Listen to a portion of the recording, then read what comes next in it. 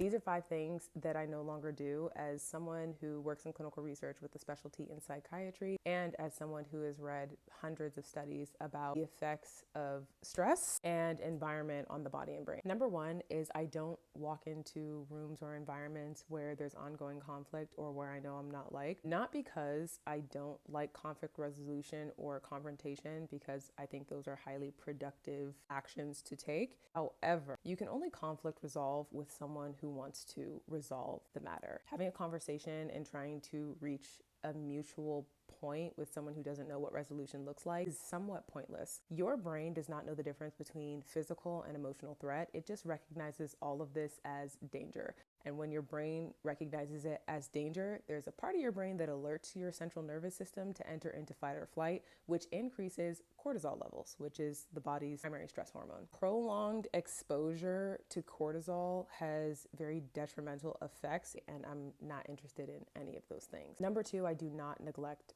resting. Your brain literally needs sleep. That's when it clears metabolic waste, resets neurotransmitters. Not sleeping is not a flex. Beyond that, for me, I personally prioritize rest in different ways. I love going to the beach. I love going to the spa. I love a good robe and book reading session with a cup of tea. I find ways to decompress and keep my cortisol levels at an all-time low. American culture really teaches you that rest is for the weak. I'm so sorry. Rest is for the sensible. Number 3, I don't do toxic relationships of any kind. I don't work in toxic work environments. I made a video almost 2 years ago now where I said, if I get to the point where I can't even do my job, I can't even function in society because I'm so messed up from this toxic work environment, what benefit is that to me? I can't work anymore. So I'm not making the money that I was making at that time.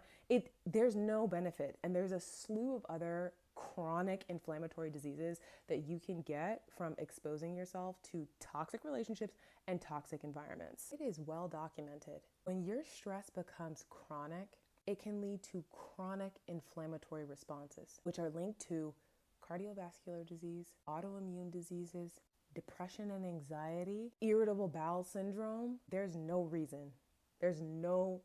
reason I will put my body through that.